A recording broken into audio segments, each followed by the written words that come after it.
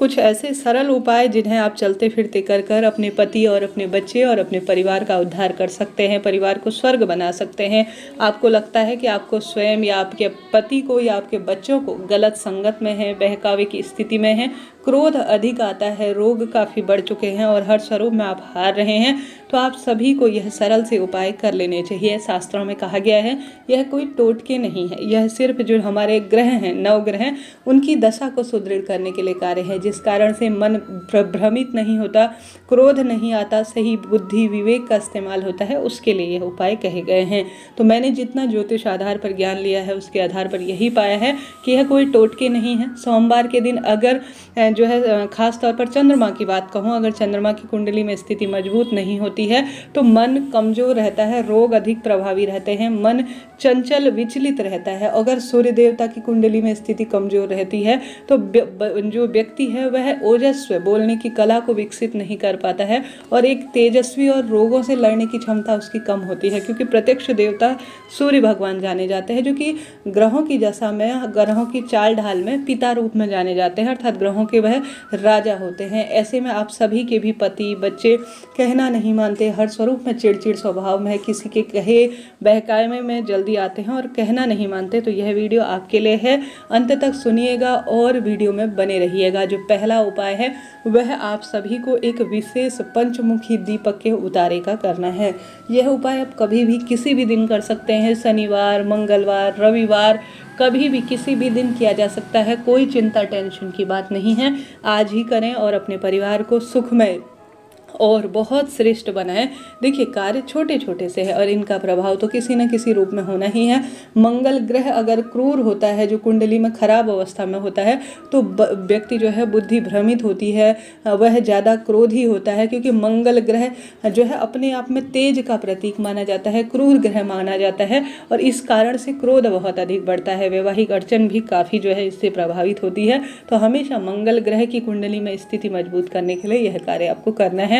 आप सभी को एक आटे का दीपक बना लेना है, एक ही दिन करना है, बस पर्याप्त रहेगा, परंतु विश्वास करिएगा कि मेरा काम होगा। देखिए, कोई भी हम दवाई भी लेते हैं ना तो उसमें भी समय लगता है, तो चीज़ का विश्वास करें, काम होगा।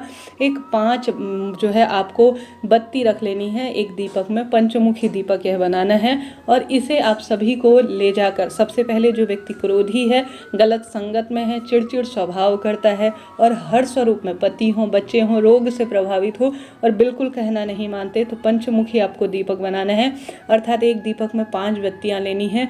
अवधूतेश्वर महादेव का आपको नाम लेना है और पंच दीपकों में आपको सबसे पहला जो उसमें बत्ती रखनी है वह सूर्य भगवान के नाम की रखनी है, दूसरी माता दुर्गा के नाम की रखनी है, क्योंकि दुर्गा माँ के स्वरूप कुलदेवी मैया भी हैं, कहीं ना कहीं रुष्ट है तो कहीं ना कहीं इससे बहुत अधिक प्रभाव पड़ेगा और माता रानी के सभी स्वरूपों का यहाँ पर स्मरण हो जाएगा।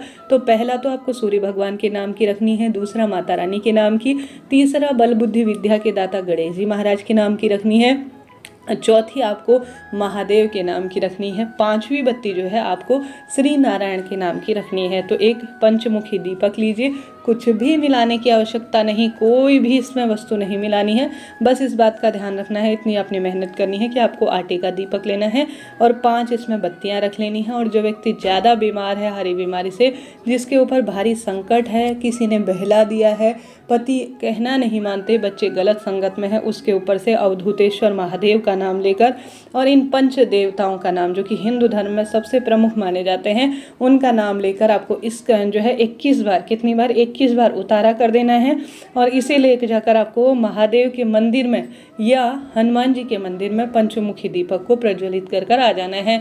महादेव और हनुमान जी एक ही हैं, महादेव के 11वें रुद्रावतार हैं हनुमान जी महाराज, तो हनुमान मंदिर में जाना हो तो वहाँ प्रज्वलित कर आएँ, नहीं तो महादेव के मंदिर में भी आप प्रज्वलित कर आ सकते हैं।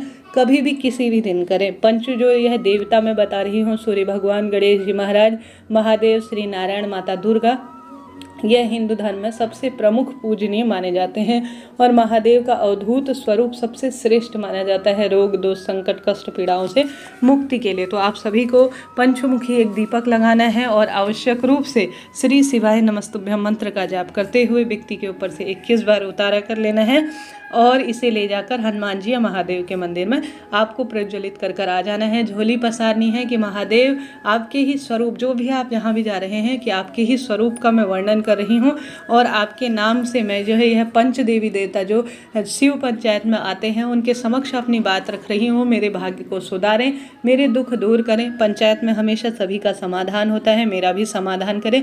ऐसी प्रार्थना करते हुए मात्र एक बार यह प्रयोग कर कर देखिएगा, लाभ तो आपको मिलना ही है। बढ़ते हैं दूसरे सरल से उपाय की तरफ। यह उपाय रुद्राक्ष का है। पति बच्चे या स्वयं आपको क्रोध अधिक आता है या रोग अधिक बढ़ रहा है तो सुनिएगा, आपको एक जल का लोटा लेना है। यह उपाय कम से कम आप 5 दिन करके देखिएगा और 5 दिन में ही आपको अंतर मालूम होने लग जाएगा। तो क्या यह आपको कैसे करना है? आपको रुद्राक्ष लेना है, कोई सा भी रुद्राक्ष ले, 1 मुखी 2 मुखी जैसा भी है रुद्राक्ष ले लीजिए। जल के लोटे में रुद्राक्ष डाल लीजिए और साथ के साथ थोड़ा सा आपको शहद डाल लेना है। शहद हमेशा ही लाल रंग का होता है, मंगल ग्रह से जुड़ा हुआ होता है तो रोग को काटता है। तो एक रुद्राक्ष जल के लोटे में डालें और थोड़ा सा शहद डाल लीजिए और श्री शिवाय नमस्तुभ्यम महामंत्र का जाप करते हुए 12 ज्योतिर्लिंग का स्मरण करते हुए आप सभी को शिवलिंग पर, घर के शिवलिंग में नहीं, घर के आसपास कोई मंदिर है, क्योंकि मंदिर में प्राण प्रतिष्ठित है, अभिमंत्रित है, कई वर्षों से फलित है, तो वहाँ जाकर आप सभी को शिवलिंग पर आवश्यक रूप से जो रुद्राक्ष मिश्रित जल और जो है आपने विशेष तौर पर रुद्राक्ष के साथ शहद डाल रखा है वह आपको शिवलिंग पर चढ़ा देना है, प्राप्त कर लेना है। 12 ज्योतिर्लिंग का स्मरण कर कर आपको प्राप्त कर लेना है। शिवलिंग पर चढ़ाया हुआ जल निरंतर या तो खाने में मिलाकर दे दीजिए पति बच्चों को, या आप वह स्वयं ग्रहण कर लेते हैं तो 12 ज्योतिर्लिंग की कृपा से और महादेव का साक्षात स्वरूप रुद्राक्ष की कृपा से और शिवलिंग पर चढ़ाए हुए जल जो कि अभिमंत्रित है, रुद्राक्ष है, शहद है, तो 5 दिन कम से कम विश्वास से कीजिएगा, काम होगा, इस बात की गारंटी है। जिस विश्वास से करेंगे उस जो है काम को अपने आप में परिपूर्ण होते हुए आप प्राप्त करेंगे। तो 2 उपाय मैंने बताया, तो दोनों में से कोई एक उपाय आप करिएगा, लाभ तो आपको मिलना ही है। बढ़ते हैं तीसरे उपाय की तरफ। जैसे पति पत्नी में कभी कभार होता है, अनबन हो जाती है, विचारों का मतभेद, लड़ाई वगैरह बहुत ज़्यादा है, तो गुरुजी कहते हैं माता गौरा को आप सिंदूर समर्पित करने के बाद उस सिंदूर को घर लाकर उसे जो है अपने मांग भरने की डब्बी में भर कर रख कर स्वयं प्रयोग करने लगते हैं तो पति पत्नी का प्रेम बढ़ता है। क्योंकि माता सीता ने स्वयं जो है माता गौरा का पूजन किया था श्री रामचंद्र जी को प्राप्त करने के लिए, तो यह कार्य भी आपको करना है।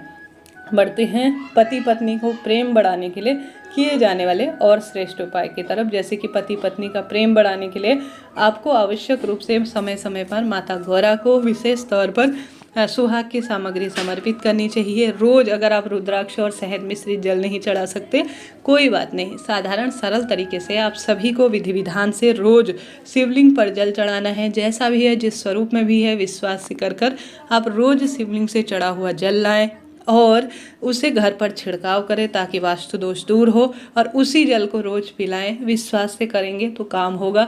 पति बच्चे आपके कहे अनुसार करेंगे। आप पूजा कर रही हैं, पाठ कर रही हैं, महादेव से रोज मांग रही हैं, तो कहीं ना कहीं इसका असर आपके पति और बच्चों के जीवन में तो पड़ना ही है। तो विश्वास रखें, धैर्य रखें, किसी से कहने से कोई लाभ नहीं है।